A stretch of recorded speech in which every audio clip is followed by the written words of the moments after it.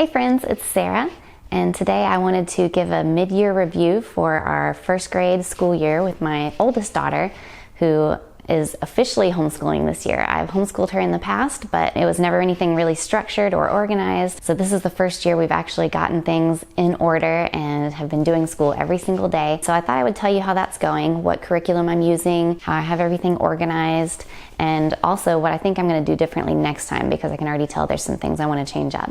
So if that's something that interests you, then stick around and we'll jump right in. So the first and most important thing I do with her every morning is Bible. And I don't have a curriculum that I'm using right now, but I've kind of pieced together a few things that I am doing, and so we'll see how that changes in the future. But for now, the first thing we do when we sit down at the table is Daily Light on the Daily Path. And I really like this devotional because it's all scripture.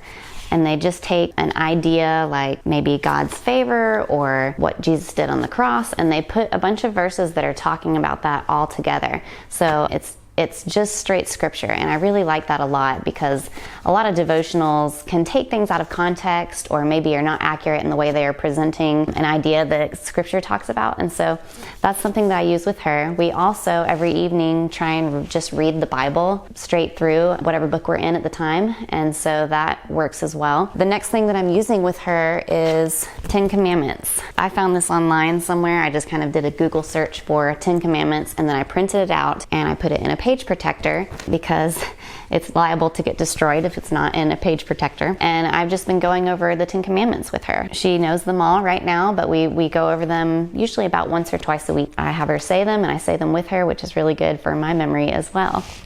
The next thing I'm using is the New City Catechism, and that is just 52 questions that I can take her through, one question a week for the entire year. I will ask the question and then have her say the answer to me, and if it's something new that she hasn't done before, then I will have her say the question with me and the answer. So we just do that every day, maybe a couple times. It works really well, and you'd be surprised how much someone who's only 6 can remember just with questions and answers. So that's that. I really love it. The next thing I'm using, which we haven't done as much this year, but I did a whole lot last year, is the Books of the Bible hand motions. I found this online, and it goes through all of the books of the Bible and assigns hand motions to them. I don't know if you can see that or not, but when we began last year, we started, of course, with the first 5: Genesis, Exodus, Leviticus, Numbers, and Deuteronomy. This really helps reinforce what the books of the Bible are, and the hand motions help her remember them better. I don't know, it just works really well. At this point, we're just reviewing. So every week I try and review 5 at a time because there's usually 5 on a page, and we just go through and we work on that together. And even my 3-year-old, who sits at the table with us most of the time, can remember a lot of them, way more than you would think. Okay, the last thing that I do also once a week is I go over this poster with them. And it's 6 truths about truth. I got this in an online conference that I did with the Homeschool Summit. So I'll link that in the description below. But they do these free conferences where they have speakers come and they talk about things. And the conference I did was God-Centered Homeschool, which at the time was something that I was really, really searching for. I really wanted to take what she had already been learning in the previous years and add more Bible and more God into it. One of the sessions talked about teaching our children truth and how important that is. And so the lady who did it went through these truths. Number 1 is truth exists, and there's a mathematical example. 2 plus 2 is out there. It's got an answer. And then number 2 is truth is knowable. 2 plus 2 equals 4. You can discover the answer. Number 3, truth is objective. 2 plus 2 is 4, regardless of how I feel about it. Number 4, truth is universal, which the example for math is 2 plus 2 is 4, regardless of location or language or culture. No matter where you are in the world, it's going to have the same answer. It might be in a different language, but it's still the same answer. And then number 5, truth is absolute. 2 plus 2 is 4 in the past, today, and it will still be 4 in the future. And then number 6 is truth is exclusive. 2 plus 2 is 4 and only 4. It can't equal anything else. So this is just something really simple and easy that I can go over with them to teach them about truth. Especially in our culture, there is not a lot of emphasis put on truth. It's kind of a truth is what you make it, or your truth or my truth. And when you're talking about life and morality, that's just not possible. There's got to be one truth. There's too many contradictory answers, so they can't all be right. So this is something that I've really prioritized with them, and I think it works very well. I'm curious to see this next year how my 3-year-old adapts to it. She already knows a lot of it. Anyway, that's something I'm using and I'm really enjoying so far. The next thing I'm using is The Good and the Beautiful Math, and I don't actually have that book anymore because I've pulled everything out, and the way that I've organized it, I'll show you in a minute. But I used The Good and the Beautiful with my oldest for pre-K and kindergarten, and I really liked it. It was colorful, it was easy to do. It had prompts for me as the teacher to tell me what to say and what to do with her at each point in the work. And so I really liked that, and I knew I wanted to use their math again this year for first grade. I ordered that, and we have loved it so far. I have found that this time around, there's just a lot of card games. Some of the card games and things that they want you to do to reinforce are a lot of fun, and they're great, but it's just very time consuming because you have to count out certain cards, and I don't know, it just gets tedious after a while. So we haven't been doing that. I've been skipping over pretty much all of those things, but the rest of it is great, and she's been enjoying it a lot. So this year we have added in history and science because all we had with kindergarten for The Good and the Beautiful was language arts and math. For that, I decided I wanted to go in a different direction. The Good and the Beautiful was great, but it was very basic and generic in regards to what it talked about with God and the Bible, because it was kind of trying to span a lot of different denominations or Christian type worldviews. And so I wanted something that was really going to be more specific and really get into the Word and lay that foundation. For all of the other subjects, I went with a bundle that was sold by Generations, and I had never used their stuff before, but it was promoted in one of the Homeschool Summit webinars that I did. And so I just ordered it, and the only thing they didn't have was math, which was perfect because I did The Good and the Beautiful again for that anyway. But for their science, it's God Made Everything, and I've really been enjoying going through this book with them. It has the textbook, and then there's also an activity book that has review stuff and projects that you can do that go along with the lesson each time. Everything is perforated, which I thought was great because I could pull it out the way that I've chosen to organize this year. Like I said, I'll get to that in a minute. And I love this book because it's got really beautiful illustrations. The lessons don't take long to read through. There are Bible verses, there's hymns that you can sing if you want to, and then there are different science projects, again, that you can do if you want to or not. And so they've just really been enjoying it, and they remember everything that we talk about. We get to reinforce it kind of as we go about our day. So if we're outside and we see bugs or whatever it is that we've been talking about that week, we can bring it up and talk about it again, and they remember the lesson, and they really just enjoy it a lot. So I've been loving that.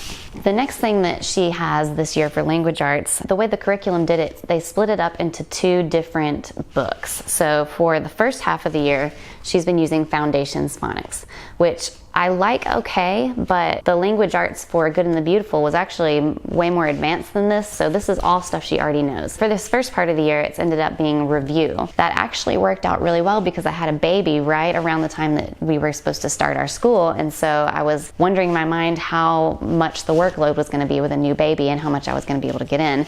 So I haven't been doing the story portions of this book. I've just been doing the activity pages with her. So it's been nice to kind of take a slow review for this first half of the year to make sure that she has a good grasp on everything she learned in kindergarten last year with The Good and the Beautiful. So that's been okay. For the next half of the year, we're going to be using God's Big Story, and that covers reading. We're going to be reading in here, and I think it's just like a children's Bible. So, there's David and Goliath in it, and it simplifies kind of the story a little bit. But we're going to talk about that. The workbook had activities. It looked, when I was flipping through it, like something that would be more where she is and what she's ready for. So when I finish up, I'll do another review and let you know what I thought of that. The next thing that we are working on is history, and for the Generations curriculum, they're using the story of Jesus People, which has also been really great. It is full color, lots of pictures, and it covers all sorts of people throughout church history. Tertullian, Martin Luther,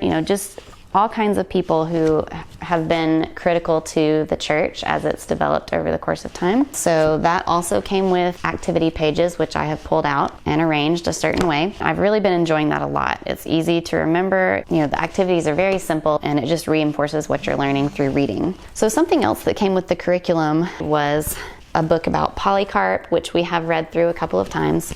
And then I've got these biographies. This is Amy Carmichael, David Livingstone, Hudson Taylor, and John Knox. And I've really liked those. The girls have liked those as well. The only thing that maybe I would have changed, and I would maybe like to do differently, is they don't tell you when or how to use these books. It just comes with them, so you have to kind of decide on your own when you're going to use them in the school year. And I honestly have not really done anything structured about it. My baby's waking up, sorry. I'm going to be fast. I've just let them read the books, or I've read them to my children, and they've really enjoyed that a lot. And we've done it multiple times, so we are using them. It's just not organized, and I'm not exactly sure where I would insert them if I were going to make it like a more scheduled or organized part of their school year.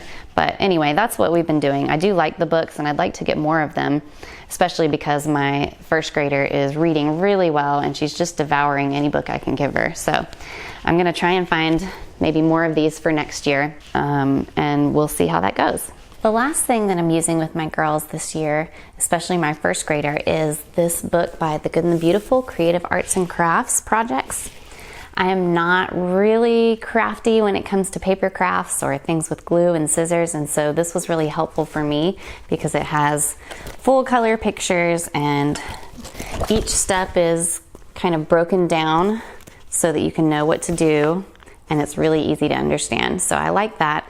The only thing is it does not come with materials for all of the crafts, but there is a materials list. I don't think that we'll get through all of it this year, but if we don't, I'm gonna just use it next year because they've really enjoyed it. So now I wanna talk about how I have everything organized. I wasn't sure when I was planning out this school year what I wanted to do or what the best method would be for me, and so I watched a lot of YouTube videos and looked at a bunch of different methods, and I found one that has really worked well for me, and I'm for sure going to use it again next year. The way I've chosen to organize everything is by week. So I have a big plastic file box, and each week is in a tabbed hanging folder, and then each of my girls have a folder. So my first grader has all of her work in one folder, and then my 3-year-old also has just some activity sheets that we picked up in her own folder. So that's worked really well. So this is an example of the hanging folder. It says week 3. Inside my first grader's folder is a weekly to-do list. So it has everything that I have to do that week listed by day. And I really like looking at everything in this way because it's organized. I can see at a glance what we have to get done that week. And then as we do things, we have been crossing them off.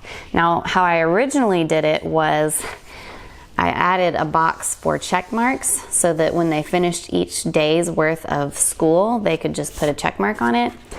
But what I didn't realize is that I did it at the end of the row instead of the end of the column. So each day has a column with all the work. And so I should have put it down here, but it's ended up being fine because I didn't use that after all. I just ended up crossing everything off, and that worked better. So some things that I'll do differently next year. I think I will get rid of the check mark thing and just focus on crossing everything off. I also want to better organize each week's folder. So the way it is right now is I've just got it stuck in there by school subjects. So I've got all the math together for that week, all of the phonics, all of the history and the science. And so what I think I want to do next time that will make it even easier for me is to organize it by day. So it would be all the work for that day, maybe held with a paper clip and stuck down in the folder. So all I have to do is just grab that stack and not flip through each subject to pull out what they're going to do that day. That takes just a little bit more time. And so I think that'll make things go even faster than they have been. So I've got my weekly folders. What's in their individual files is anything like any type of certificate of completion, or if we did an activity or a field trip and we have materials from that activity or field trip, I would stick it down in there. Just anything that relates to that specific child for the year. And so what I'm planning to do when I finish out the school year is take a few things from each week and each subject and stick it down in there so that I have a portfolio for the year that I can reference if I need to. And then I can just reuse each week's folder for next year. So far at this midpoint of the school year, I really am happy with how things have gone. bringing in a new baby right when I was supposed to start officially homeschooling and turning in that documentation. I was very nervous about that, and so it's actually gone really smoothly, and I really think it's because I had everything all ready to go and organized, and so that has been great, and I definitely want to use that again next year. And I'm feeling great about what they're learning so far. It helps me keep track of everything that I have to do. I don't have to think about it. I can just reach in and pull out that folder for the week and go through it each day, and so that has been great. So if you're wondering how I organized everything by week, this curriculum has everything perforated in the workbooks. So like this is the phonics workbook, and everything is divided up by week, which is here, and then again by day. And so I just went through and I pulled out whatever the activity sheet would be for that day, and I stuck it in the folder, and then I recorded it on my daily to-do list sheet. And that just made it really simple for me, because then I can look and just at a glance see what we have to go over each day, and I don't have to think about it at all or get anything together as far as materials or pages or flip through any books to find what it is that we're supposed to be doing. So that was really helpful, and I really want to use it again next year. I've enjoyed it a lot. So seasoned homeschool moms, what did you think of what I shared today? Let me know in the comments. If you have any suggestions or advice or something that you've seen me share today that you would do differently, I would love to know that. I'm all about wanting to know what it is that you do with your children and what works for you. So let me know in the comments below. If you're thinking about homeschooling and you're feeling overwhelmed, please don't be discouraged. I really encourage you to try it, because it's not nearly as hard as you think. I was pretty nervous about how it was going to go and if I was going to get everything in every day, but really it just worked out. It only took me a couple of hours to put everything in the folders, and once that happened, it just fell into place, and it has worked really well. The Lord has worked everything out. Let me encourage you by saying that God has given these children to you, and you know what they need. He's going to provide for those needs. He's going to give you wisdom to know how you should encourage them and what you should focus on in their lessons. And so just trust Him. He'll let you know what you need to know when you need to know it, and He's going to guide you every step of the way. This is something you can do. He has created you to be their parent and their teacher and discipler, and you love them more than anybody else could. So hang in there and just give it a try, because I think you'll be surprised at how simple it can be and how easy and how well things can work for your family. Thanks for joining me today, and I will see you in the next video.